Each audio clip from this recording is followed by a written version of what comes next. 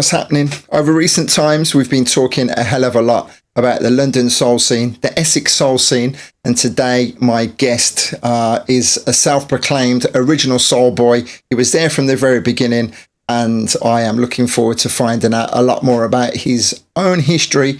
And we are going to be looking into the man, the legend that is Froggy. My good friend who I'm going to be talking to now, Frostie, is responsible for a legendary event in honour of the man's name, as well as many other things. Let me bring him onto the screen and say a shout out to Frostie. How are you, my friend? You okay? Hello, mate. How are you doing, Andy? Long time, well, I say long time no see. We last see each other, well, the last, what we now call Southport, or still call Southport.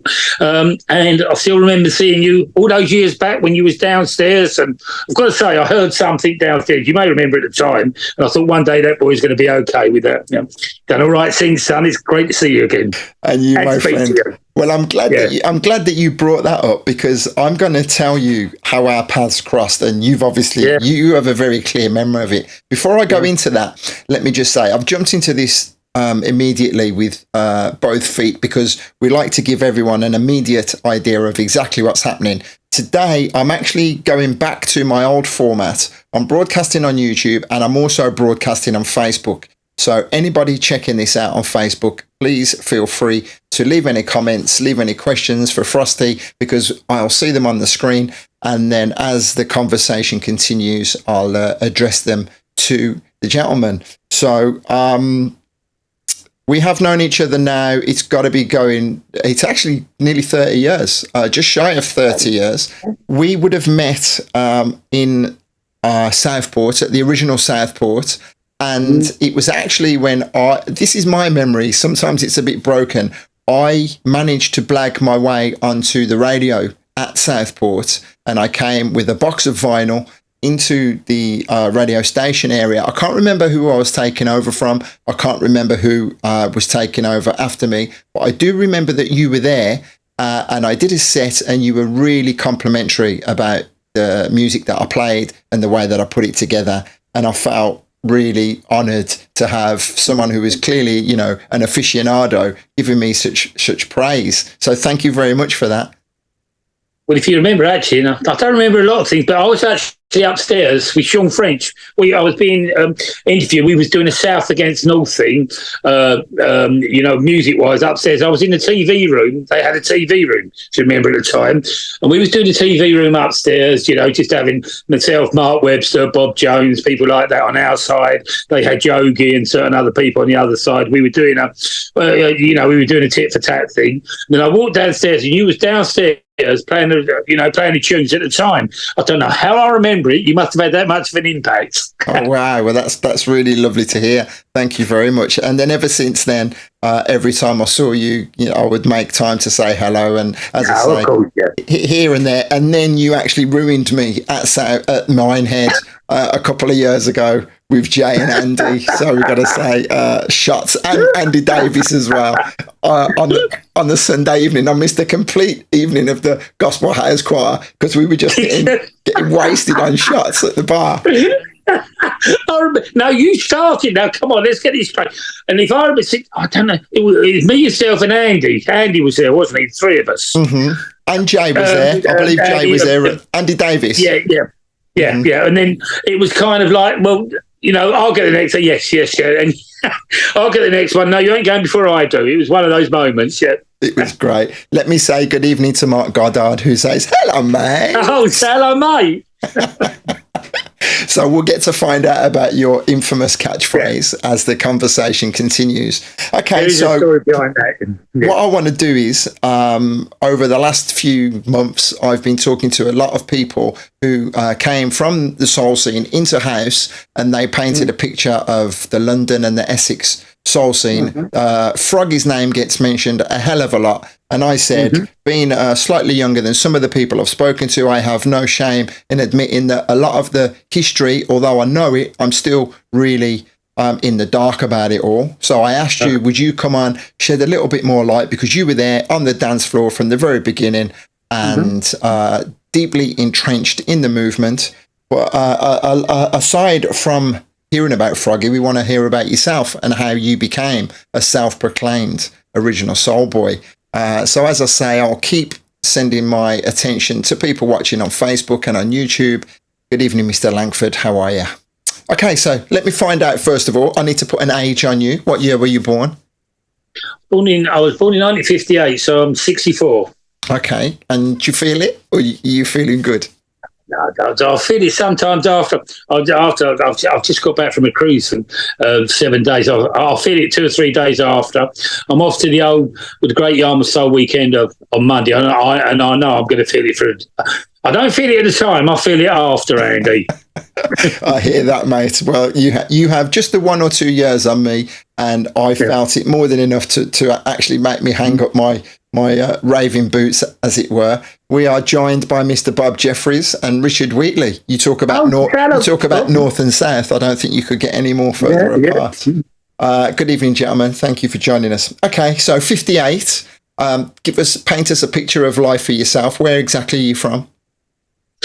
I was born and raised on Canvey Islands. Mm-hmm. Idyllic life, I must say.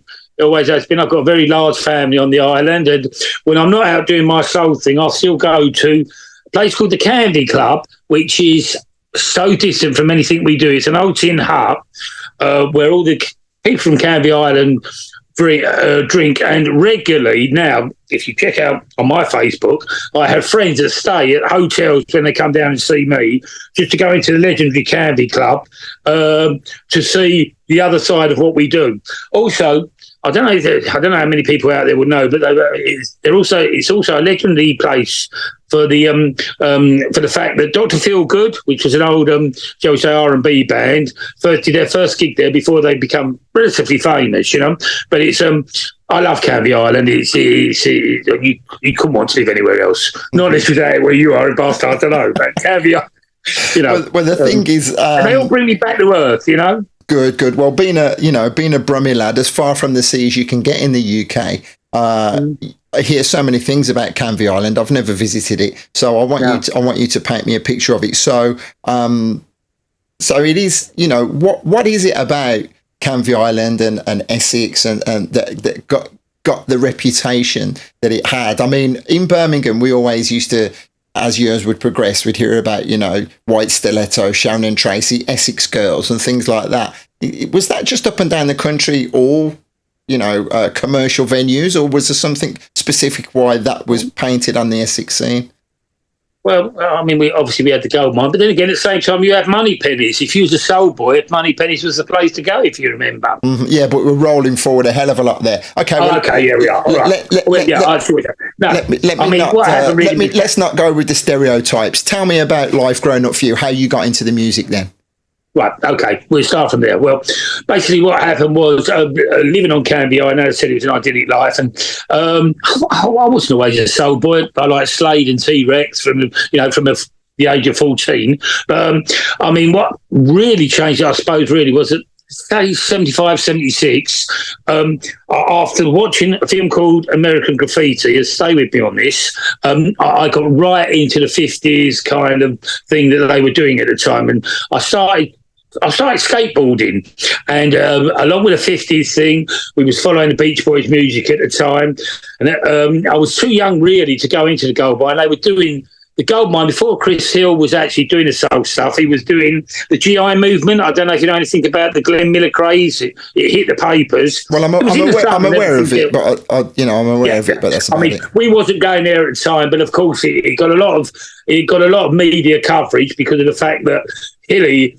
was playing soul stuff, but at the same time he'd have an hour where he'd do a lot of Glenn Miller stuff and a lot of trad jazz and everything like that. And the queues were phenomenal. We wasn't actually going there at that time. I was too busy learning skateboarding. I was doing it all the time. So would this have been about 14, 15 years of age? No, I was a little bit older, to be honest. Because I was a late developer, probably about 16 or 17. But I started skateboarding at 14, but it took me to the level that I got to. It took me 4 or 5 years before I became Essex skateboard champion. You know, it was I was training every day, and and then. By fate, someone that you know quite well, he lived in Southend, and I got friendly with a guy called as you might know, Mark Cosgrove, better known as Snowboy. Yeah, well, me and him just hooked up, and because we had the same interests at the time, he would come and skate with us and everything else. And we heard about it, I suppose about 78, the gold mine being on the doorstep. Rather than go to all the rough houses, or shall we say, where a lot of other people were going on the island that didn't interest me, I walked in, and I still remember walking into the gold mine for the first time and hearing Car Wash and also 10% by Double Exposure. I still remember it to this day. And it was just, like the Blues Brothers, where John Belushi has a moment and said he's seen the lights, yeah? Well, I had that with the gold mine, and it forever changed my life. Okay, so a legendary venue that we hear about everybody that was on the scene, around that time. It was a pilgrimage to go there. Let me ask you, give me 2 minutes explaining how it did become so famous. What was the history behind it? How that was the place to be? Was it because of Chris Hill, or was there someone before him who'd put it on the map? No, it was Chris Hill from the very start. Now, there was hardly anybody, John. There was hardly anyone, Andy, except that went from Canvey Island into the gold mine. I mean, I've lived on the island all my life, yeah. And there was, as I was going to say, my friend John, for instance, once said to me, he walked in, and he was one of my closest friends, and he went, "Are we in the right club here? There's nobody else from Canvey Island in it." Well, there was one or two, but it was a type of thing where Chris was going out playing these other clubs, and with his unique attitude was saying, like, this is what we do down the gold mine. It wasn't something that kind of, shall we say, it was an underground movement where, I wouldn't even say like Wigan, because obviously we can't compare to that, but it was word of mouth, and the fact of Chris Hill at the times, shall we say, well, the way that he's pretending everything that he was a performer, this is what we do to soul music, and it just evolved from there. It was if you look back at it, it's a bit like, I suppose, a bit like what they say at the Cavern. When the Beatles were there, for instance, people didn't. It was a movement that just kind of like it just happened. I don't know if that makes sense. It makes what I mean. Sense. So at the time, maybe people weren't aware of the significance of what was actually happening. No, they weren't. I mean, I can tell you now that on reflection, in the early days, we had Sade was regular. You'd have, I remember seeing Susie Sue down there from the back sheets. Paula Yates, who was quite friendly, very friendly with Chris Hill. That's why at a later date, Chris signed Bob on Ensign. I don't know if you know this. When Chris got the record label Ensign, Bob was the Boomtown Rats was his signing, and that come via Paula. I mean, I remember one night we was upstairs. The gold mine. He had an upstairs bar, and well, you couldn't make this up. I just wish I'd had a phone. We was having a good drink upstairs, and there was Martin had the lead singer. We had Tony Hadley up there, and the guy from Depeche Mode, Nick Rhodes, and the two of them were doing a Marvin Gaye sound off, trying to who was a better singer. And they two were upstairs before they went down to the gold mine. There was quite a few stars that went there. So we're obviously talking then mid-70s by this point, sort of mid to late 70s. About 1980, about 79, 80. No, it wasn't. Yeah, mid-70s, they were still doing, they were just ending the Glen. It all happened so fast. I mean, when 78 was probably when Car Wash and 10% come out, and then it went from then onwards. Suddenly the Glenn Miller craze went. Okay, so let me just say... it was the first K-Star, and of course after the first K-Star weekender, that was when obviously, the crowds all got to know about the legendary gold mine, and that's when all the tribes started and where everybody started coming down. I get you. Well, thank you for clarifying all that for me. Again, welcoming along people who are joining the stream. Shouts out to Andy Robery. He says, hello Andy, yes, my mate, from Canvey, He says, don't drop the wine. Hi, Siobhan. How are you? Good evening, Emily, as always. Tracy Harris. Tracy, you know Tracy? I know Tracy, yes, for the Massawful House experience. Big love. I wouldn't be where I am without her. And Paul Stewart as well. Paul joined us earlier. I didn't say hello. And Scorley joins us. He says, "You're looking well, fella." Mate. Yeah. Okay, so we've painted a picture. You did start talking about Snowboy. Tell me more about that connection. Well, I mean, as I said at the time, he skated with us, and so you kind of skirted over it. Essex champion on the skateboard. Yeah. From I was and that, and it's something I practice every day, and I won a skateboard championship.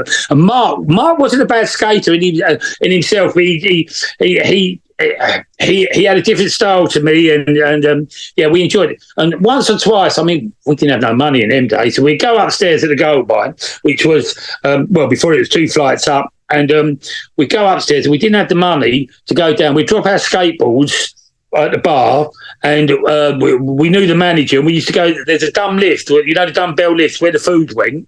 They used to put us in there to get us in the mine. It's a true story, yeah. That, in them days, yeah.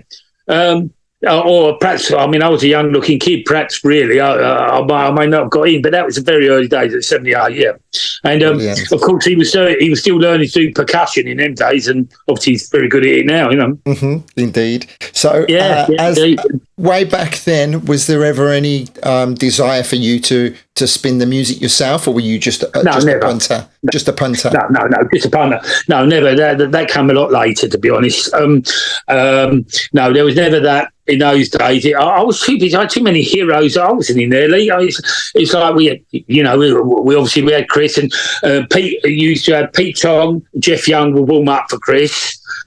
Gary Dennis would be in the back room. In those days, they were legends. They were, far beyond what I would do later. And you definitely, the way you talk about them now, you put them on a pedestal without a shadow of a doubt. Yeah, without a shadow of a doubt. Yeah, of course. Yeah, because also, although he became a good friend of mine later, when we done the first cases, you always had like Tom Holland, Sean French. They were the fun DJs, and when we used to go to the first cases, they would come up with stuff. You was hearing all this soul music, but at the end of the night, and they were the first ones to do it. They'd play the Hawaii 5-0 tune. They'd do the Thunderbirds tune. And I know it may sound dated now, but at the time, it was a revelation. We was hearing all this soul stuff, and then at the end of the night, they'd Ovaltini's tune and stuff like that. They'd send us home with that. And explain that. Nothing you never heard, Explain that to me then, because I understand in the house culture, as time would go on, the likes of Jeremy Healy would play some really obscure non-house music, and it would set the place alight. So what did you ever get to understand what the the way of thinking was behind that, just to lighten up the mood? Probably because we was all pissed and it was a good sing-along, you know what I mean? That's probably it, Okay, well, do you recall, was there a lot of what's the word, snobbery around, aloofness around the music, or was there a big community? Never, ever. It was all fun. There was Chris would play. I mean, for instance, when we went down the mine, you'd Chris, and he'd do a lot of Brazilian jazz he was bringing in, and he'd do half hour of all this where you get the really good dancers. But at the same time, he'd be bringing in stuff like "Love Don't Come Easy" by New Jersey Connection and stuff like that. He'd be bringing in the dance tracks, and it could be, Patrice Russian, could be anybody, but he will flow in such a way that you will get the soul stuff, but there's also, and we used to, I mean, we see the jazz dancers that really, could shake all these moves. We just stand there and awe and watch them, But at the same time, you've got to realise down the gold mine, there was a lot going on. So you had the you had the likes of, you see Steve Strange and the likes of their movement on one side. You'll see the original Soul Boys on the other side. You'll see some Northerners come in, but we never knew all this was happening at the time. It's only when you look back later. Mm-hmm. So you mentioned about the tribes. Again, there are going to be a lot of people catching this, that it's going to they're going to be quite nostalgic about it, but it's also going to be quite enlightening for others, ignorant people like myself. The tribe thing, it was people used to come there. There'd be different dress. and it was different sound systems. I can't recall now. I've spoken to that many people that were talking about, especially at Canvey, when you would go, there would be different pockets of people who would explain that situation to me. Okay, well, you get the soul tribes. I mean, to me, the governors are always the funk master generals. They look good looking boys. They could dance, but yeah, I mean, every tribe in their own way had their own identity. Yeah? Okay, so let me take it back to basics. Treat me like an idiot. That won't be difficult. Right. Tell me that the ethos of the soul tribe. You mentioned the funk master generals. Yeah. That means nothing to me. Okay. I don't mind saying. So tell me who they were, what they did. You know Neil Atkins? Neil? Not the name doesn't immediately jump to me. No. Well, they were just like, I don't know, probably because in my eyes they were half a dozen to perhaps a dozen blokes that they look good and they dance good, and certainly all my friends, the girls who did come from Canvey Island around them, they were like, I don't know, Saturday Night Fever watching John Travolta. They were like perhaps Sting from Quadrophenia. They were the crowd where everybody looks. To me they were the main tribe. But then again, the Brixton front line. Now they had Ed and Stokesy. They had 60 or 70 of them, and they would regularly after when we done the first cases, there was a thing called the appalling talent competition where Chris used to say, the more shit you are, the better chance you've got of winning. And the Brixton front line would do, they'd work on it for weeks. They'd do like cabaret stuff and go up on the stage. And they were probably the largest tribe, I'd say. The Brixton front line. And they'd make an appearance every week. Then, obviously not 60 of them, but each tribe had its own identity. But at the same time, it wasn't always tribes. I know it's a bit difficult to explain, but you would get like the New Romance movement. You would get even punks. There'd be punks in the corner. As I said, it was all about the music. It's you look back, there'd be the corner gang. It's difficult to explain, but it was being there at the time. It was a vibe. It was all about the music, no matter how you dress, what you look like, and whatever. Focus on the music. Were you in a tribe? Yeah, I'm embarrassed. The first tribe I was in, you see, when we went to the first cases, it was about the fun. Before it got a lot more serious, it was about the fun. I'm open about this, yeah. And we did so it was all about the food fights and the silliness of the drunken charades of all the pyramids and everything. And we were 6 of us from Canvey Island, and we were the funking idiots. But when I progressed, I joined the South End Soldiers, which was a play and then we was a little bit more serious, Mm-hmm. Okay, and now the funking idiots, they all went their own way. Some of them went to play golf, some of them went to fly model aeroplanes, but I stayed on Soul Scene and joined the Soldiers. Okay, well, Paul Stewart, I had a great conversation with Paul recently, and he did enlighten me on the gold mine in Caister, and he's saying that tribes were just a group of people from the same town that travelled to clubs and all dayers. And Paul from Hemel Hempstead, he says we were the rabble from Hemel Hempstead. Oh, I know the rabble, Dave Blow. I know the rabble. Yeah, regularly they come down the rabble. and they had another one, the Letchworth. Said to ask him about the Letchworth. Okay, well, I'm sure all the comments will keep flooding in, and it was the same with the Birmingham all-day scene. The coaches we would go. I never ventured down south, but for myself, I've documented it before. The likes of Nottingham, Sheffield, further north to Yarm and the likes, and the Birmingham crew definitely represented. We had some great dancers, without a doubt, and the challenges at the powerhouse. Okay, so thank you for painting that picture. It really is great to hear more stories direct from the horse's mouth. And you mentioned all of your heroes. Where does Froggy come into the scene? Number one. And at what point were you aware of him in this timeline? In the timeline? Right. Okay. Well, the original the Soul Mafia, consisted of Hilly, Robbie, obviously Froggy, Sean French, Tom Ireland, Chris Brown, Bob Jones, Martin Collins. Off the top of my head, sorry if I've forgotten it. Jeff Young, Pete Tong. That was the original team. Now, they covered different parts of self-proclaimed. And again, I'm just going to ask the really obvious question: were they the self-proclaimed Soul Mafia, or did someone else give them that title?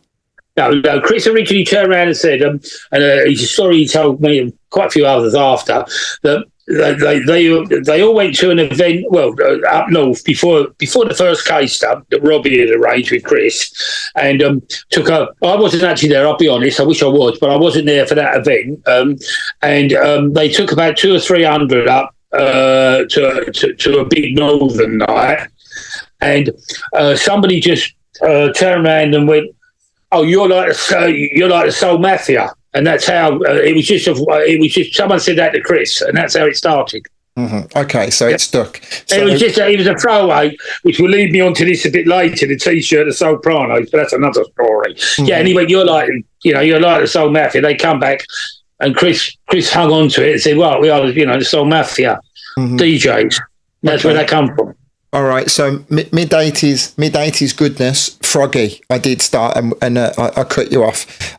We've heard about his technically he was a genius, some of the things that he tried.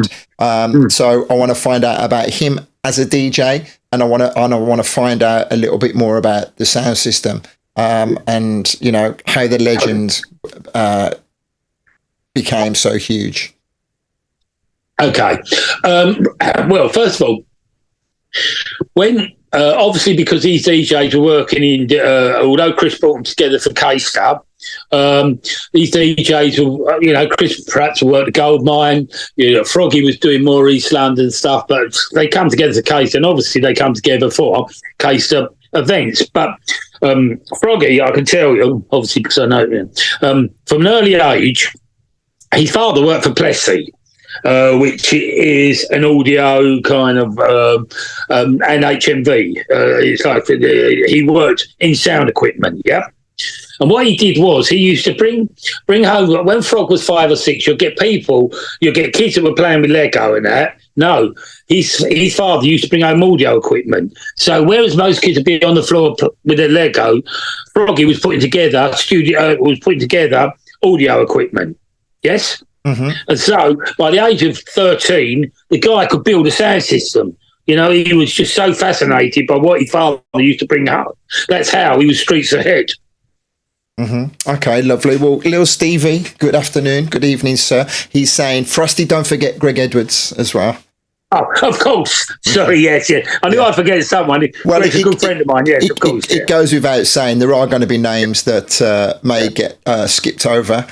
So thank you, Stevie. Hope you're well, brother. Okay, so then a tech geek, but he didn't look like a geek, did he? No, he certainly didn't. No, he was up. No, then again, no, he certainly didn't. But it was probably. He did actually. He did actually say to me that it was playing the music that brought him out. He was actually, I say, a geek in it. There he was sitting indoors all the time, doing what I've just told you. But of course, when he's gone out to play, it brought out the other side of him. Yeah, I mean, like many people. Yeah. Yeah, I mean, it was. I could tell you the reason that he got his nickname Froggy. He was doing one of his first ever events, and he was so excited and so jumped up. A girl just turned around to him and went, "You look like a frog." The way you're jumping, and that was it. It stuck, and he was about 18 or 19. That's as easy as that's how his name come to be what it was. Yeah. And technically a wizard on the decks. Well, I mean, you used to take chances that other people wouldn't necessarily take, and pull off, put music together that other people wouldn't originally have thought of doing. No. I mean, that was part of his, I say, genius. It's very much his word. But I mean, the thing about him was, I think that come later when he became more confident. He tells me the way that he first started was when the Soul Mafia were first beginning. Chris and the team went over to America, and Froggy wasn't mixing them times, and what happened was he went down to the Paradise Garage, heard Larry Levan play, and went, what the fuck? What is this? He was here. Larry Levan was doing the very early House and Gary's, the very, and he heard that beat, and he went up to him and said, "What is this?" Because Frog was only at the time, at the very start, Frog was just playing soul records. But he heard that beat and that mixing, and it was a moment for him. He went, none of the rest of the soul DJs really acknowledged it, but Frog went home and he went. In the same way, perhaps, as you might say, going forward, like when we was over at the first special branch Holloway meetings, when Holloway and the likes of Danny first heard the house beat, when they went down to see Alfredo at the Cafe Del Mar. That changed the way of the house scene. Froggy did the same thing when he went to the Paradise Garage and heard Larry Levan. I have a little bit of a wry smile on my face there, because depending on who you talk to, there are varying stories as to pivotal moments in history. What you've just shared with me there, we've heard many times before, but these are tales that you would have heard directly from Froggy yourself, as in later years you and he would become very, very good friends, and you'd spend a lot of time with him. So so we touched on, and Bob Jeffries says Froggy was the first technical DJ in the UK. Echoing with 2 copies of the same record, and someone gave me another name from one of their crews. Forgive me, I've got that many comments, it's difficult for me to read. So talk about the sound system now then, because this is something I hear about a hell of a lot, and I'm a bit ignorant about. So tell me about how and why. Well, the way that he built it was an Norris sound system that he originally built, and it was built toward in the same way as right. Let me try and explain. If I tell you this, because I'm trying to, some people out there listening will understand. Froggy was so far ahead of his time that he built the Supernova Mentat. Now, about 8 years ago, it was one of the disco mags that turned around, and they was doing a thing about mixers and about the influence of the sound equipment, yes. And this was only 8 years ago, and they put the Supernova as the second best ever mixer producer. Froggy only done 300 of them, yep. So now, in the same way, what he was doing was he was going to people that he knew at the time that would build him. He knew what he wanted, and because he'd been brought up, from an early age, listening to audio equipment, putting it together. And unfortunately, Andy can't be here today, but he said that he does want an interview with you. Andy Michael is out. It's his brother's wedding today, and he's out at Cyprus. At a later date, he can give you all the technical issues of what it was about, but because he helped Froggy build that original system that he had, and it was second to none. Okay, so you see the photographs, and did it evolve over the years, or was it pretty much the same system that was? It evolved. Yeah, I mean, he just added to it. And then other people come in that, their technical expertise. And, of course, he was then getting sponsored. I mean, originally, he built the Ori system. It was all done for his own money, but he was getting sponsored. We used Froggy's system because it was going all around the country. And, of course, it got bigger and bigger. But the initial, it's like anything. It's like the initial first protege, is that the right word? It was after production. I was from the original system. The prototype. Prototype, yeah. Mm-hmm. But it was so I was a punter in those days, and I'd hear that come out, and what with his mixing as well, and it was just incredible, Mm-hmm. You go to any other club, and they'd have one or two speakers, one or two big amps there. You go to Froggy, they'd have 16. Mm-hmm. So tell me how that felt. Tell me how that translated to what it meant on the dance floor. Well, it was just like it was just something we never expected. It was like going to you see, in those times, the clubs never really. It was like going to, if you went to see a loud concert, say, with all those speakers, I don't know, someone like the Who or the Stones or someone like that. Not that I went to them concerts, but they had massive speakers. You never got that in clubs in days. You never got what Froggy was, what the Roadshow was taking out there. You never got that. No DJs had ever done it. Mm-hmm. Okay. Oh, not to my knowledge, but no, they hadn't. I mean, but not only in that way, I can tell. I mean, not only in the sound system, and I can tell you, mate. Right now, I don't think Froggy would ever, he'd never fabricate stories. But I was having a chat with him one night, and he came out with these things every now and again that would blow me away. You say him as a matter of fact, and he told me, that he. Certainly in the UK, the original turntables, you're much too young to remember this, but they had rubber mats on them. Yep. Mm-hmm. And Froggy, when he was very first playing, well, in fact, let me go. I'll go back further and surprise you. Before Froggy was actually a soul DJ, yeah, and he surprised me at the time. We're at home one night, me and him watching the TV, and Noddy Holder come on. Noddy Holder from Slade. He was on some quiz show, and he went, "Oh, fuck me, Frost! I've had some nights with him." I went, "Not the older Frog." Me, not the. Yeah, Birmingham. Funny enough, you're on. I've had some nights with him. He went, "I went that other bloke, the one that got hit by the tree. What's my boat?" And I'm standing there like this. He went, "I've always been a soul DJ. What do you think I used to do?" And I went, "I ain't got a clue, Frog." So he went, no. He said, yeah, I used to be there warm up. And it's true. I mean, you could document this. Oh, the sweet, he went, I just used to play a bit of like soul, reggae and all that. I never played none of that glam rock. And there he was, warming up for the likes of Sweet, Slade, T-Rex. He went around the country doing that before he became into the soul scene. And he turned around in those days. I'll go back to what I'm saying. In those days, it was you had a rubber mat. And he come, and one day he was over in Romford, and a pal of his was playing snooker, and he thought Green Bays, and he went and bought some Green Bays. He tells me, and he went, I was doing it for everyone, the first slip mat. Now, whether or not, he said, and he went, I took that rubber off, and he went, and then I said, well, why didn't you market it, Frog? Why didn't you do it? Oh, I never thought of it. But he went, no one had a slip mat in them days, and I was using Green Bays. No, he's not a liar.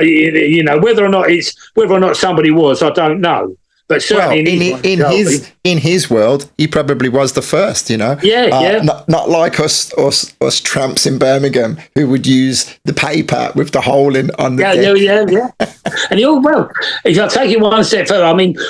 This is common knowledge, actually. I mean, when he went over to see Larry Levan, he bought the first. He was in his safe when around his house. The first 1210 he bought back from America because 1210s were, for anyone who doesn't know, 1210s a technique is the first, for which now actually I think has become certainly. I think it's number 75 in the greatest inventions in the world. They say, which is yeah. And but Froggy bought back the first one back from the States into. I'll say the UK, probably Europe, but I don't know that. Yeah, and he what he also did was he introduced a button that he put in, and if my memory serves me right, there was something that he actually added to that to make it personal for him in the way when he played the music. It was a slow down button or something at the time that nobody else had, but because of his technical ability, he actually fixed something into that first 1210 that helped him play. Okay, wow, enlightening. Have there ever been any real full in-depth documentaries that capture all of this before, or do you feel there's a lot of down the years the story's been told a hell of a lot, but is there a definitive place where people can go and check this out? If you look at, myself and Frog, we've been, we did a lot on Club of Vision. We did quite a bit. We did interviews quite a bit on Club of Vision, but there is there's a 1998 documentary. If they have a look, we was all at K-Star. and 1998, BBC Two on a Saturday night did a black music night. And at 9:00, they did a documentary about us. I run a coach from London where I was DJing at Caister at the time. And they did a documentary half hour about what the soul scene was about. I must say, we didn't agree with everything they put. They put a load of bollocks in it, to be honest. I mean, but it does give some type of idea, you know. But BBC being what they are, they didn't give the full story. I get you. Good evening, Pogwash. He throws in there grease-proof paper slip mats back in the day. Okay, so you've given me an insight into Froggy, and eventually you would get to travel around with him a hell of a lot. But let me bring it back to your story. Being a punter. Cheers. Go on, pour yourself a glass of wine. I just you need to keep my voice going. Yeah, go on, mate. Yeah, that's what they all say. Keep the voice going. Shots. So from being the punter, getting into the crowd, following, and the scene would progress. You never, although you have an appreciation for house music, you always stayed on the soul scene. Ups and downs, highs and lows. Now I'll tell you, right. I always stayed on the soul scene, yeah, but I've got to say there was three if you want to put it that way. There was two house, three DJs. All right, there was two nights or two house DJs that really did inspire me. And I went to a lot of their events, and also quite a bit with the special branch what Nicky run. Yeah, so you're obviously familiar with at a later date. They were doing house, but they was also. It had everything. Giles was doing. You had the acid jazz thing there. You had the house thing that was just evolving there. The special branch days that come later had a cross spectrum of everything, and very inspiring to me. And I used to go down there a lot. I'll go to Gary City and see Bobby and Steve, because I thought that I wasn't sure that I was into house, and when I heard them first play Soulful House, oh yes, yeah. I mean, and also Paul. No, so Bobby and Steve and Paul Trouble, to me, they were they were different. They were the first that I can remember Soulful House DJs, because whereas I wasn't doing the house thing so much, and I wasn't doing showing what Rampling and that was doing, I wasn't really doing that. That wasn't Soulful House, and the Soulful House come later, in my view, in the underground clubs that become bigger later. I like Gary City. Well, I'm if that makes sense to you. Yeah, completely. I'm glad that you mentioned that, because in a couple of days I am going to be talking to Bobby ahead of their third Garage City reunion on the 7th of October. I'm looking forward to returning to London. It's a place that I always used to look forward to going and playing. A lot of my peers would be there. I was fortunate enough to play on a regular basis.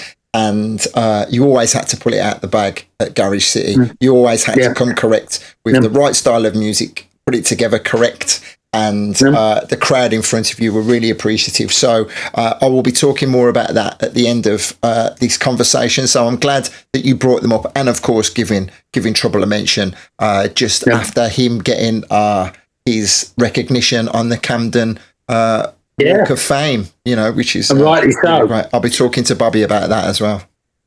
Yeah, rightly so. Before actually Paul, and I'm sure many of the listeners will know this anyway, but Paul was he was a great dancer. You've probably been told in the past, and that bandana crackers, and he was a great dancer. He's one of those fellas that could, at the time, no matter what he done, he'd do great. You know what I mean? And he was just one of those that could hold the floor. Very lovable fella as well. Indeed. Yeah. I'm getting names here. Pugwash says he used to see Froggy at Bogart's with Chris Paul and Paul Hardcastle as well. Yeah, that's right. Well, I think Froggy, from memory, had something to do with the with his hit single. I think he did a remix of it from memory, but they was also because he lived at Abridge, Hardcastle, which was just down the road from Frog anyway. Okay. Wonderful.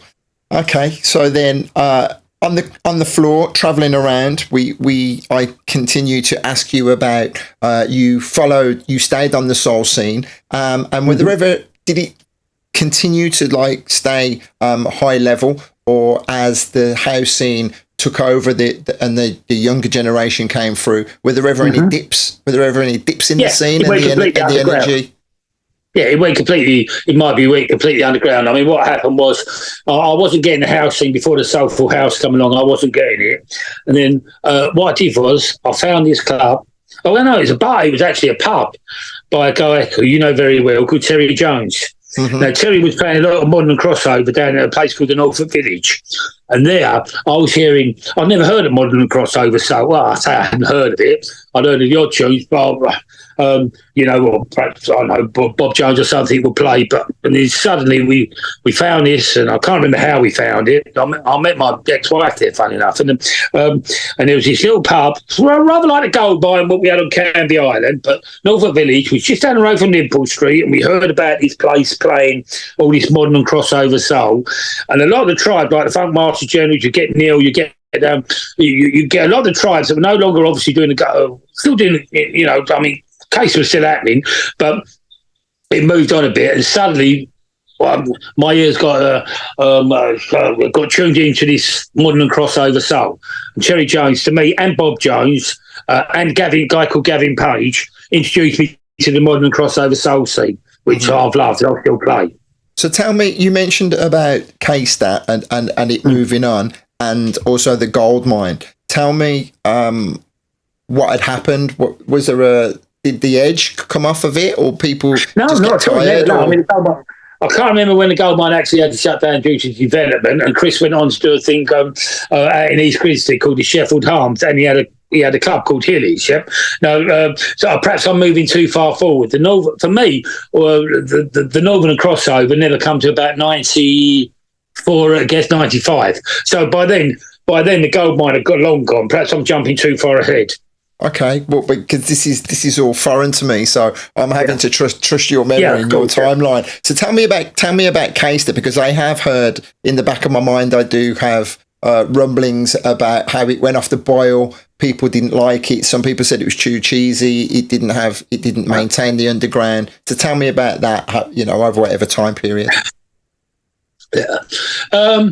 Okay. Well, my view on it is the fact that. Yes, they are correct about it.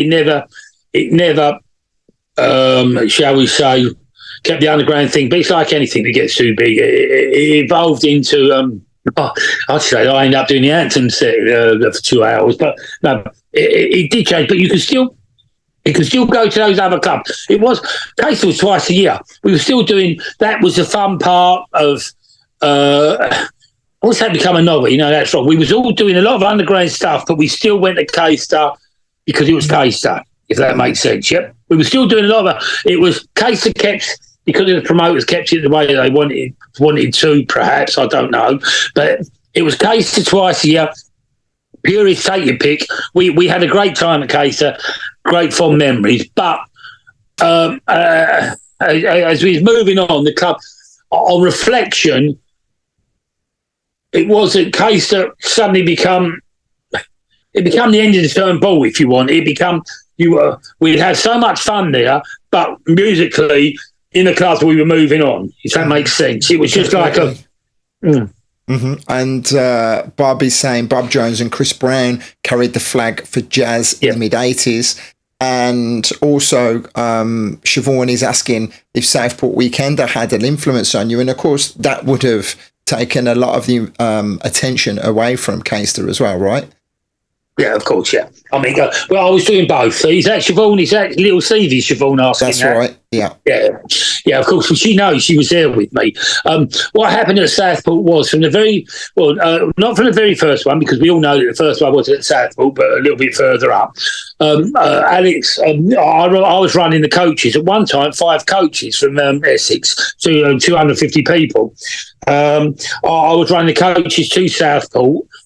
But you see, what people got to realise, and I'm sure you realise it, the original ones at Fleetwood and all that, originally when it was done, when it started off, it was a soul week when we first started doing it at Fleetwood.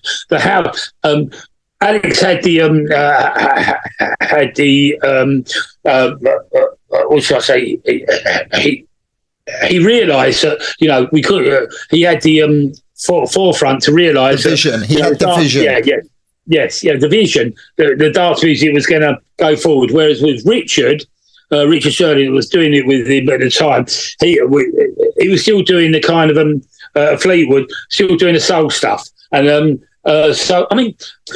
Bob's still listening. He'll tell you now. Originally, the first ones, myself, Bob, Max Rees, we were doing the Old Bastard set in the afternoon. 3 o'clock in the afternoon, there's 5 of us on. I know it's me, Bob, Max, Gary Dennis, and one other. And we warmed up for the likes of Mays, Kenny Thomas. In the afternoon, we do the Old Bastard set, but we were the Old Bastards then. It was still already moving forward, Mm-hmm. I mean, I suppose really for me, it was probably when It's Yours, John Cutler, Fine Lee, Kings of Tomorrow. Around that period, he just hit me. That was it about it. I mean, I listened to stuff like Little Louis. I mean, French Kiss was a phenomenal record, but it was like that's when it hit me. Then in those days, yeah. Okay, well, let's go back to the soul. Julie Diamond White says, "Tell Frostie not to forget about the fashion at the gold mine." And so, which I will ask you about, but in amongst all of that, talking about the Old Bastard session, and I don't want to pull you around too much, but we never did actually get to find out how you started playing music. Okay, it was about, I don't actually like the word punter, but I've been playing for a few years. For a few years, I've been obviously, doing the rounds, going everywhere. In those days, I mean, on a Tuesday night, I'll go 50 or 60 miles from here, and you have to get up for work in those days. The following day, getting in at 3 o'clock in the morning, up from 7 to go to a soul club. It's the way it was. From then, what happened was, I suppose it really first started from obviously I wanted people. I go to clubs by myself. Wanting people, acknowledging and just getting, hello, mate, all right, and all that, because friends of mine had deserted me because they were doing other things, but I had this passion for this soul music. I'll go anywhere to, it's addiction. And then I was supposed really, it would start, I started off as a promoter, to be honest. It was like, it must have been the late 80s, it's probably about 85, 86, something like that, I guess. I started off as a promoter. I realised in those days that hotels could stay open all night long. It's changed now. You could stay open all night long. So, whereas when you used to get out of a club at 2 o'clock, I had the idea, right, I'll phone up an hotel, get my heroes in, DJ-wise, yeah, ask them, and I started off really as a promoter, hiring these hotels and then having these long weekenders. I mean, one of the first ones I've done was called Open All Hours, whereas the bar didn't shut from when we got there, because they couldn't in them days.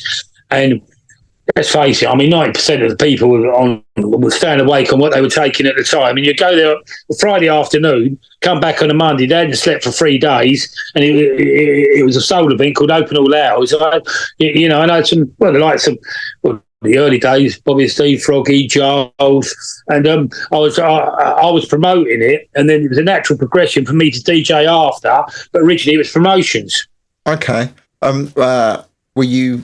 Did you have skills on the decks, or were you on the mic, or was it just the music?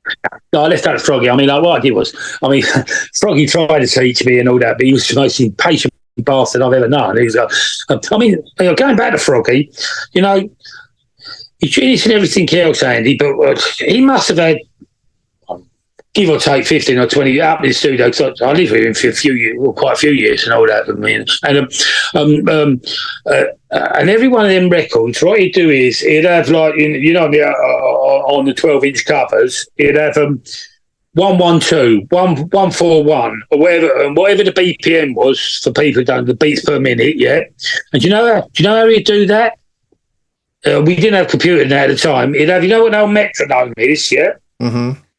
You know, like the old balls going one side to the other. And he used to count them religiously on the beat so that he knew when he was putting a record on, his mixing skills, he'd know the way to mix. Not how they do it on a computer nowadays, you know? I know they used to, again, someone that I'd spoken to in the past stated that they used to put a lot of the BPMs in the reviews as well, in the magazines. I think it was Neil Rushton when I was talking to him. He was telling me about that. Okay, so that would have been you getting into playing on the decks.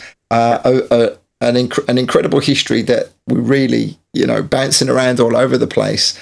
So into the late 80s. So the energy still continued, and the soul events would have carried on. What were the was there ever a real downtime or from the soul events for yourself, or have you always been completely immersed in them? Yeah, no, never. Mm-hmm. No, never. Do you know what? It's funny you say that. I mean, I say a downside. I'm an happy-go-lucky type of guy, and if you know what I mean. I met my ex-wife at one of the cases. Funny enough, yeah, and in fact, our oldest is now 30. He was conceived at Caister, and his name is Bradley Caser. So forget about what the Beckham's done. We've done it 30 years ago. We called Bradley Caser. Now there are, and we just. I'll tell you, Andy. Last week I did a cruise around the Greek islands where my soul joined us, and I played music on a cruise for 7 days, and her and her 15 friends come and joined us out there. And on my Facebook profile, there was it shows the two of us, and we're still great friends now. And if anything, no, it's never been like that. I've never had a downer about anything. I'm not that type of person, and I'm so lucky that really my lovely ex-wife we still get on great with, and all the friends around us. No, beautiful.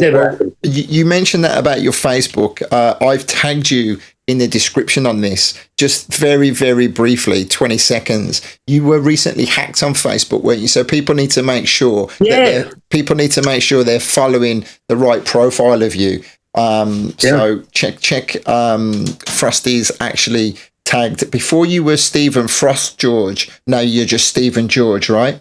Yeah, because Facebook actually told me Facebook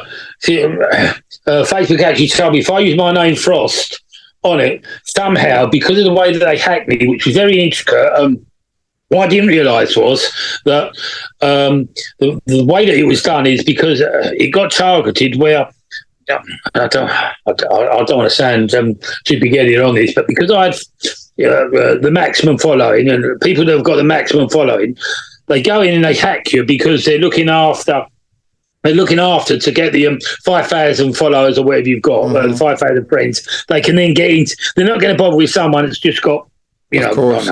Listen, I know why they do that. You were probably commenting on some ridiculous post that's got 2 million comments on, and all they do is they just farm the information. Anyway, that's another story. So let's continue with the music conversation. You had said, how far can I go with this conversation, because I've got some funny stories, and I know we're not going to get them all in. What was the one particular story that you wanted to share with me, because I've got no idea. You sure about this? Yeah, go on. Sure. Right, tell him. So there I am. Froggy had a studio up in his house, and we used to. He'd rather stay around mine. Well, at the end of it, he lived me 3 or 4 years with myself, and I tell him as well. He said, a very good friend. Both of them are good friends of mine. He was very friendly with Kevin and Kerry. You know Kerry. Mm-hmm. Yeah. Yeah. Well, I lived with Kerry for 7 or 8 years. And he would regularly, he was always round ours, and vice versa. We'd stay round his. And one particular point, Froggy was doing he found on Young Hearts Run Free. Now he's here. He went, Frost, I've got to do this house for you. And there's just one line in Young Hearts Run Free that He went, just got to be lonely, just got to be free. And he heard that one line and he went, I could make an house tune out of that. Like, you know, on Young Hard Front Free where they go, just don't want to be lonely. And he's heard that one line. He went, so we're up in the studio and he turned around saying to me, right, we could do this. And he's going, bang, bang. So we're doing it. Now I'll say it, we were doing far too many amphetamines and we've been up 3 days. I'm saying, come on, Frog. And I'm going, and he's got his reel to reel out and he's saying, we're going to do this. And anyway, so we've ended up 3 days getting absolutely dead. Well, I'll say he was getting it dead right. I was just pushing him on to say, yeah, we got it. You know what I mean? Of course, in my amphetamine induced state, it was brilliant. I was just dancing around the room. Anyway, so on the Monday, I think we started on the Friday, and of course we'd be drinking, and we was out and we was doing what was happening was on the Monday night. I think it was a bank holiday. Bobby and Steve, me, Frog, Bobby and Steve, and it might be Paul, one other, or it might be 2 of us. I went, Frog, it's Monday, mate. We've got to get down to this gig. So, what's up, Frog? I don't know, Frog, we're playing tonight. Come on, we've got to get down to this gig. I mean, we're out of it. We've got to get down to this gig. And he went, how long we got? So I went, we've got 2 hours. He went, oh. Anyway, so the 2 hours while we're trying to get ready. Now, you've got to realise we had, well, you can imagine, for the one, we hadn't really looked after ourselves that well or nothing. And I thought to myself, I'm cleaning my teeth for 2 days, right? So I've got, right, he's got, right, get a cab, Frost, get a cab. I went, all right, Frog, I'll be there in a minute. So what's happening is I started, so I run into the bathroom, started cleaning my teeth, right, like that. I'll be there in a minute, Frog, be there in a minute. And as I've done it, I've gone running out, right, now then, and he's waiting for the cab. And as I'm going like that, I've got to the cab and I go, right, yeah. He said, what's the matter with you, Frost? What's the matter with you? He went, you having a stroke? Hurry up, mate. I'm going, he's going, well, what's the matter? Come on, get out. He went, hang on, mate, we've got to get out. He's going, what's the matter with you? Oh, I didn't know. I didn't have a clue. Like that. You know what I've done, didn't you? I've gone into the bathroom. I thought I was putting toothpaste on my bloody teeth, right? It's extra strong bloody denture fix, isn't it? And as I'm going like this, spinning out in the head, and I'm trying to do it round, my fucking skin's gums like that, I can't speak. And as I'm trying to speak to him, chewing it around, he's gluing my 2 teeth together, isn't it? And I go, like that.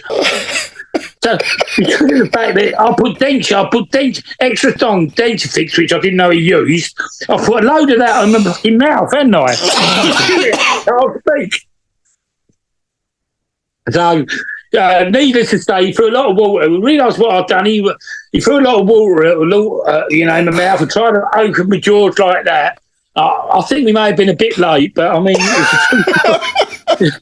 you couldn't make it up. I mean, I didn't even know he had dentures. Oh my God, it sounds like something out of Trainspotting. Worse.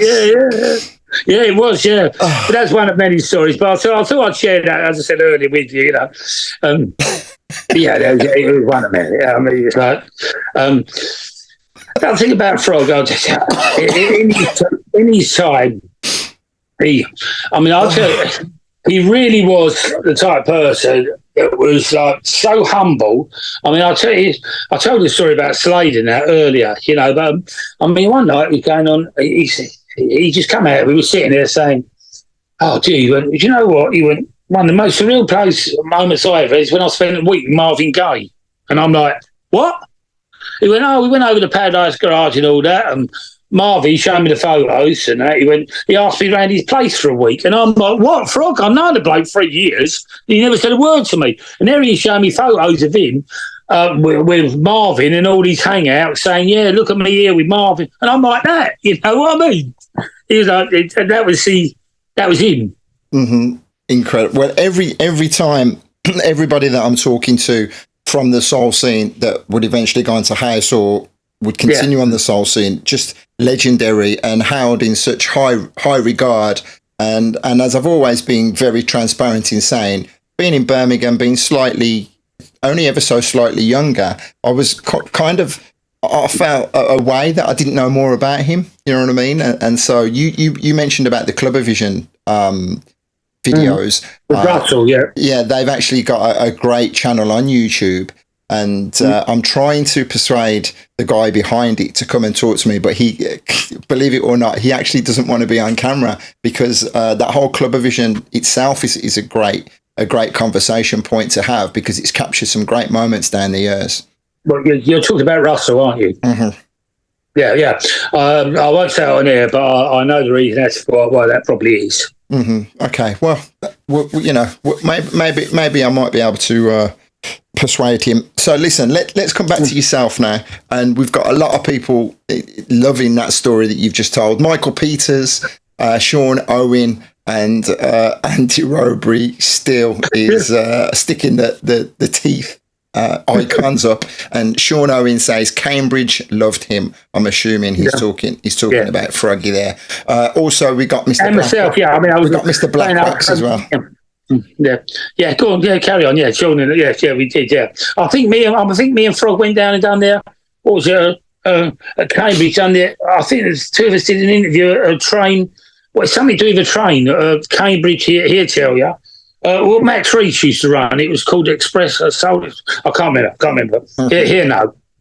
So many events, so many interviews, so many features. There would have been many. So let's focus on the Frog March. Tell me about that then, because this was a tribute. This is a tribute to Froggy, right? Yeah, of course. Yeah, I mean, well, I've got to watch what I say here, but right, okay. So what happened was the old weekender that I used to do.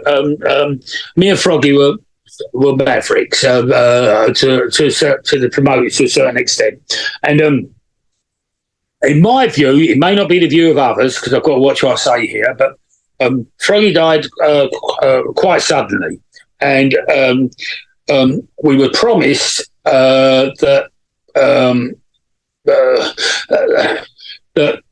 Froggy would get the right send off, and I took his son down there, Mark, who Tadpole as he's known. Tadpole as he's known, and to be honest,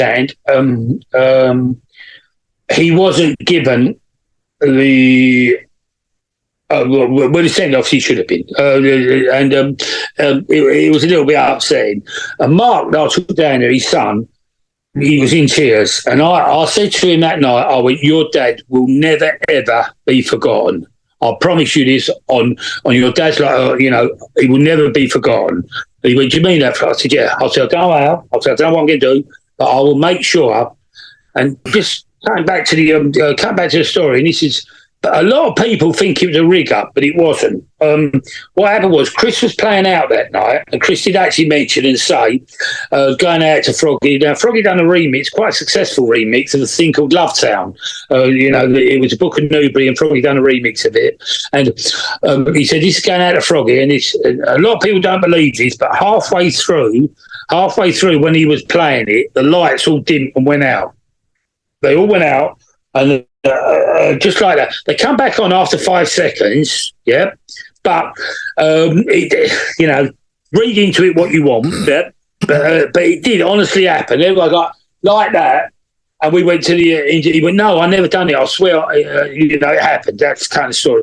So anyway, going back to it, and I said to Mark, right, and then after I said I won't forget it, and then I thought about it after when I got home, and I thought, Frog, he died 29th of March. Yeah. Mm-hmm. What year? Well, 15 years back. You're calling about 15 years back, 14 years back, 15 years back.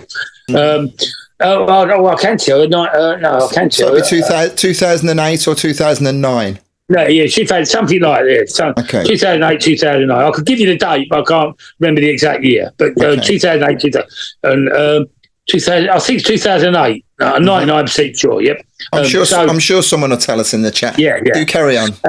And I just thought, Frog March. So I thought, right. I don't know who's going to join me here. I said, I have a phone round to DJs that I know and whatever, and what they meant, and to him, I'm going to do a night called the Frog March once a year, so he's never forgotten. I promise, like Mark, yeah. And I tell you what, mate. To be honest, I mean, a lot. I mean, we had the first ones. I mean, Norma J come out. Yeah. Well, yeah, we got a. I made it completely. Well, no, the first one, I charged, and that just to give the DJ the expenses money. And what happened was, from a so-called promoter, what happened was he said, "You're making name out of a dead man." I'll say this. So after that, I thought, I'm never charging again. No DJs get paid. They want to do it. They come. Not even expenses, because obviously we made everything free. And the DJs come. And I've got to say this, right? There's 2 DJs out there, and I hold them to very high esteem, right? One of them turns around and says, Froggy's the best DJ he's ever heard. And neither of them, in the 15 years we've had, have never missed one. And do you know who those 2 DJs are? Bigger. Mm-hmm. Bigger said Froggy's the greatest DJ he's ever heard, yeah. Bigger's one of them, been to everyone, no matter what he's doing. Bigger says, I'm there. And Eddie Pillar. And Eddie would tell his stories about himself and Froggy, which I didn't know. And Eddie enlightened me about how it was Froggy. And I think he might mention it in his second book, brought him on to things after his mod life. Right, I get you. Stick a light on in that room for me, please. It's getting a little dark. You want a light on, yeah? Please, sir. Wine light. I'm glad his balls never fell out of the bottom of his shorts then. That wasn't bad, that wine light, was it? That's amazing. Right. Okay, so Frog March into its 15th year, so that's great, and a great testament to a good friend. You said you were living together, and that he'd passed away rather suddenly. Were you living with him up until he passed away? Yeah. Well, no. What happened there was, I mean, I was rather around his house. We were living, no matter what we were doing, or he was living with me and Kerry. And what happened was, he went away. I've got some friends of mine in Leon Sea down the road here, and he went away for a break to be near the sea. Now, whether or not, and it still hurts me now to know, whether or not he we were sitting in one night, just watching the TV as usual, before he went for his break down to the sea. Well, I live on the seaside, but he went further to the south end with a friend of mine. And out of the blue, I don't know if you knew, because he wouldn't go to the hospital, but he just went, and we sitting there, he went, yeah, Frost. And I went, why? And he went, I've always loved you, didn't you? And I went, oh, shut up, Frog, because it's the way we talk now. And he went, no, I have. And I went, where's that come from then? Have you taken any drugs or anything? No. And I didn't think about it at the time, but it was just so out of a long relationship, that I thought a bit weird, but that was it. And then he went, he said, I'm going, I'm going down with a good friend of ours, so I'm going down to the seaside. He had a big house and everything for a few weeks. And then, I got the call to say, on the Friday night, to say, you see, the thing is, he lost a lot of weight and all that, and he wouldn't go to the he wouldn't go to the hospital, or he lied about going to the hospital. And when he my friends phoned me to tell me, he passed, and I went, oh dear. And the way that it happened was that the family didn't want to really at the time, and I kind of get it. They didn't want an autopsy. It would have been all right if they'd done one, but they didn't want one. But he always complained of ulcers. And without going too graphic, but should I just say that I asked a doctor friend that told me that the way that he passed is so significant to the way that people that die of peptic ulcers, and he'd had an acidy lunch that afternoon. So really, he should have gone to the hospital. So he passed without me really, I can't say I regret, but I never had a chance to say properly goodbye to him. Mm-hmm. I hear that. I relate to that also. So that was going back. I can't even remember why I asked. Oh, I asked if you guys were living together at the time. So then, sorry. Yeah, no, it's okay. You cleared. You actually cleared it all up. I was just trying to remember how we got to that point, because we were then talking about the Frog March and we skipped back. So that'll bring me back onto the Frog March, and I want to start talking now then about Steve Reed is sharing a memory about naked boating at Southport. On the naked, naked what? Being naked on the boats on the lake at Southport. Apparently, was that you? Oh yes, yeah. Who's that? Mr. Blackwax, Stevie Blackwax. Yeah. That's shall we say they was in the Shall we say? How do I put this? They was in the flat line of Dove Days, and in the early Southports, there used to be a lake there. And there was a boat there in the middle, and I was peeled off me, and I was just like, "Oh, this is the life!" And there we were in the middle of a boat, like just like hearing the tunes, and yeah. I remember. 1,000 stories. Okay, so let's start bringing it back up to date. Let's start talking about some of your current events. Let's talk about some of the promoters who you now hold in high regard, who are flying the flag in your opinion. Keeping the scene going. So let's talk about your own events. You've got the Soulpranos t-shirt. You've got your Soulanza event. You're just saying you've just come off of a cruise. Just paint me a picture of what the scene is saying now. Yeah, well, going back to, I mean, it's Friday. I got sacked from because of the way I kind of like voiced when Froggy died, as I told you earlier. I voiced my opinion of what I thought the way that it was being handled. I got sacked there and then on the spot from the promoter. What happened after that was from where? Forgive me if I missed. You got sacked from where? Caser, the Caser weekend. Okay. Yeah. From the promoter, he just didn't want me anymore because, I voiced my opinion. Okay, so because sorry, I'm piecing all this together. You don't feel that Caster paid enough respect to Froggy being such a big part of the establishment? No, right, not at all. No. And that was down to at the time the way it was being run. And then, if you don't know the history at all, people out there will. Again, I've got to watch what I say. But basically, what happened after that was the promoter there was subsequently outed about 4 or 5 years ago. He got outed for racist comments on one thing and another, and he got took over. And then as soon as he got taken over, the new people that were in running it brought me straight back in. So yes, I'm doing it again. I'm looking forward to doing it again on Fridays. I've been there about 4 years now. Now it's been reinvented. It's no longer called that name or anything, Okay. And it's a great Yarmouth Soul weekend now. And right. Yeah, we have a good time down there. Well, the thing is, obviously, I've got no intention of poking the bear or causing controversy, but being completely ignorant to it all, thank you for giving me an overview. So talk about your events now then. Okay. What's going on? Well, I'll keep it low profile now. The things I run a thing in February. It's called Soulanza. I fell in love with Lanzarote in the early 80s. Yeah, an apartment out there in Porto de Carmen, and rather like yourself, There's a few events abroad out there, and just a couple. Yeah,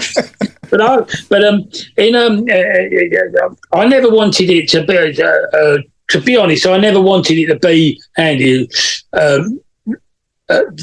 in Lanzarote. I've never wanted it to be that big. Lanzarote doesn't. Unless I know a few people because I've been out there quite a few times, but Lanzarote has never really welcomed the fact of having large groups, and we're not a large group. We only get about 120 of us out there. We go to Costa Tequila, and what happens is I don't use Eddie and that's another story. Eddie and Nicky Holloway and Eddie used to come out for the first ones, and that's another story about without me, Nicky. Nicky Holloway's plight and the way that he's he's got a cancer that he's fighting, yeah. Mm-hmm. Holloway. Well, the story goes out there was the fact that he was out in Lanzarote with us, Nicky, at the time, and we'd been out. Two of us had a day off, and I said, "Come on, Nick, we go out." We went out on a drink all day, and on the way home, myself, him, and Colin Hudd's daughter was walking back, and he tripped over Nicky.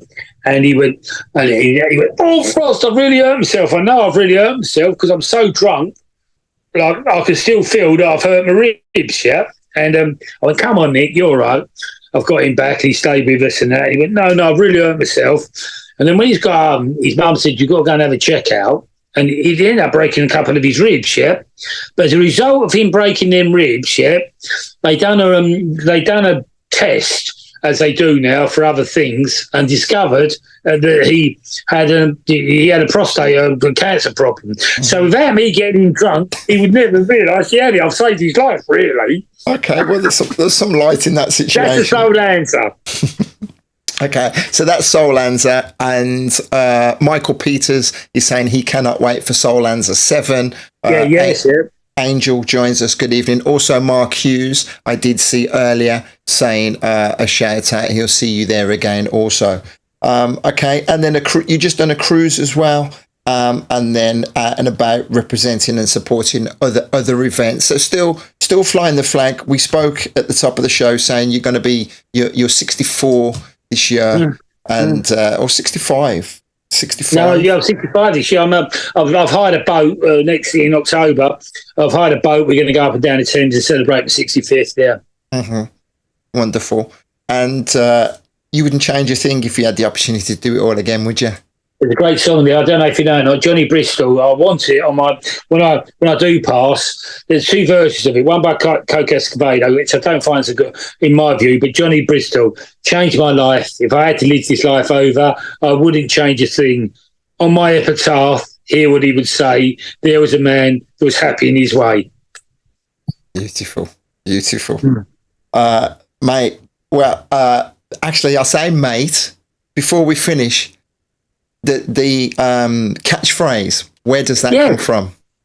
Well, funny enough, it was I used to think, well, there's a little bit of a story there. When I was with my darling ex-wife at Chingford and all that, I went down to, I didn't know many people there. I was running, well, it was Chris Hill's brother's old bar. I was DJing there to start, and I went down to this club, and the guy behind recognised me from Caister, and he became a lifelong friend. He was on the cruise, funny enough, 2 weeks ago.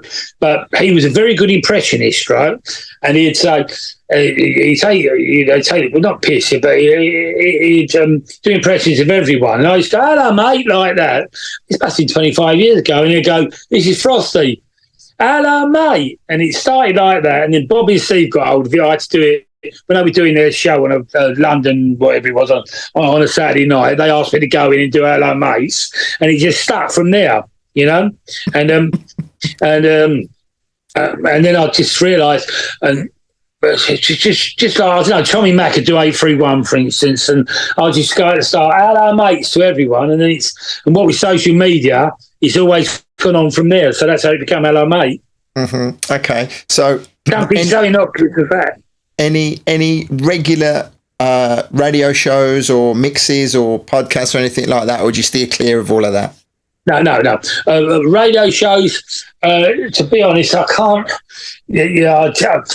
I guess for Stomp, and I've guessed it once or twice, but I found myself.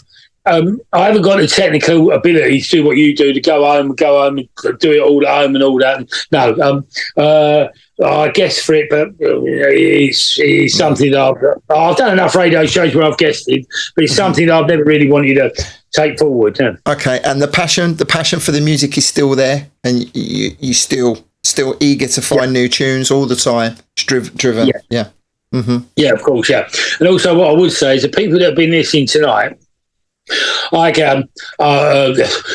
like Soulanza, when I do the boats and them, I get great pleasure from introducing, as I said, I hate the word punters, but then people that have been tuning in tonight, I hear them, and they've always been, I don't want to say, how do I put this? Because I can kind of, perhaps run a boat with, I know, 10 new DJs or something like that, I'll get great pleasure out of.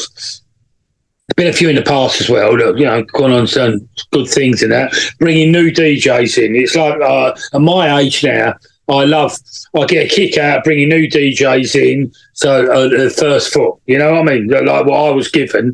I don't want to sound like Pat, nothing like that. But they'll tell you, them people that have been listening there tonight, to hear them. The one, for instance, you're talking about that's on there, Michael Peters. Only 2 years ago, I was playing Margate, and we met my mate Margate Mark. That was one of the people that promoted it. We went round his house for a barbecue where I was doing an afternoon, and he went. He was telling me about the tunes and about one thing and another. And funny enough, he turned around and said about something of a tune that meant dearly to me, and he knew. He skipped him who it was, but I was quite surprised he knew that tune. I just met the fella, and I said, "Well, I'll give you a chance." And now he's gone on. He's working 3 or 4 different clubs and all that. I say, give you a chance, but because of his knowledge and everything, I'll get a kick out of that. His first step. That's great. It's definitely noble, and it's definitely rewarding. My friend here from Birmingham, Adam, he says Frostie was one of the first people I met. Yeah, Adam, I love Adam. Oh, I'm so pleased I didn't mention him. Ask him how the cooking's going. I love that man so much. Well, let me tell you what he says. Let me tell you what he says. He says Frostie was one of the first people I met at my first Southport Weekender in '96. Yeah. He guided us 24-year-olds through it, and we're still friends to this day. And he sends you a kiss. I love Adam. Yeah, I love him. So he's a cook at West Bromwich Albion. You know that he runs the. Yeah. You know him, yeah. Yeah. Know Adam very well. I love him. I love him to death. Yeah. Great guy, great music head. I'm going to steal his tracksuit top off him at some point. Every time we always have a little joke about it. Nice one, mate. Yeah. Okay, well, listen, we've had a beautiful conversation. It goes without saying we could continue talking all evening. I do remember I didn't think I'd have enough stories to tell you. Well, you did say, Andy, are we going to be able to talk for an hour? I said, mate, this is going on for more than an hour, and I'm cutting these short because we could just rabbit on all night, right? Yeah. Mm-hmm. How long have we been on now then? We've been on an hour and a half. Right. Can I just say one very last thing? This Sopranos t-shirt that I'm wearing, we're going to resurrect. They were the mafia, the Soul Mafia. Mm-hmm. What I told you earlier with Chris and that. One night I'm watching the Sopranos, and I went, Chris, one step up from the Soul Mafia. I went, look, it's got to be the Sopranos, hasn't it? And it worked, and now we're going to resurrect the Sopranos. Hence the t-shirt. Okay, what kind is that going to be? Have you got any idea? A new website. We set up a new website as we talk. Graham Joyce, who runs CB's, has done all the old Southport and indeed the K-Sub shirts and that. You remember Graham? Yep. Mm-hmm. We're just in a point now of resurrecting it all. It's new in, but we're going to go back to the Sopranos. So watch this space. Okay. Well, my friend, thank you for giving me your time and your knowledge. This won't be the last time that we talk. And I appreciate you shedding a little bit of light on your good friend, Froggy, and much respect for keeping his name alive with the thousands of other friends who hold him as their hero. Thank you. Thank you very much. Thank you very much for asking me. It's an honour. Thank you. It's my pleasure, mate. I'm just going to say a few goodbyes to everybody. You take care. Enjoy the rest of your night, mate. And you tell our mate. Oh, you got to love him. You got to love him. Wow. So here you can see all of these messages. As I said tonight, I've tried a thing. I have dual broadcasted on YouTube, and I've also dual broadcasted on Facebook at the same time. Now, I always used to broadcast on Facebook, but then it's difficult to keep people's attention, yada, yada, yada. I have got literally hundreds of these conversations that I've been doing on a weekly basis. If you've enjoyed that, then do go to DJ Andy Ward on YouTube, and you can find out a whole heap. A shout out to Black Wax, a shout out to Paul Stewart, shout out to Bob Jeffries, just a couple of the names that I've been talking to in recent weeks who kind of prompted me to talk to Frostie and get the lowdown again from someone who was there from the very beginning. Let me read some of these comments. Bobby's sending love to Frostie, saying top man. And Mark Hughes, it's not patronising at all. Michael Peters, fun, nice words about yourself there, brother. And Schooley says, a beautiful conversation. Long may you continue, my friends. Right, let me take those off. See you in a couple of weeks. Yes, that came up and I got sidetracked. As you can see here, Garage City Reunion Part 3, I'll be there. This is actually the weekend after the Vocal Booth Weekender, which we're looking forward to kicking off next weekend. And then afterwards, on the 7th of October, I'm going to be down there at Brick Lane. I'm really looking forward to it. As I've said, it's a big cause. Dance for Stevie, the Garage City Reunion, a whole heap of the UK's finest DJs, and of course, the B Crew alongside Mr. Brian Chambers. It's going to be super, super. Let me get rid of that. Okay, so what else am I going to say? Long may you continue, dear Frost. The same guy from day one. Thank you, Schooley. Shout out to you, my friend, for doing a noble cause as well. Cannot wait to see what you've got to share with us. Sean Owen, thank you, my friend. And Richie Leader, thank you, brother. I'll see you soon. And Adam says that was top. And Emily saying very tempting for London. Okay. That is me done. I am home alone tonight. My wonderful wife is down in Marbella, so I am going to go and have a bowl of cereal for my tea, because that's how I roll. Thank you so much for being here. A big up to all of my Access members. You can see them here, a list of people who support me on a regular basis. I'm going to be changing this. If you want to be part of the Access crew, keep your eyes on my wall. I'm going to give you the opportunity to be involved, give you the opportunity to get your name supported, to get your name shown here, and also to get your club nights and any of your businesses promoted on the stream. And if you need any websites or anything like that, I'm your man. Respect, guys. Truly appreciate you watching this. Take care.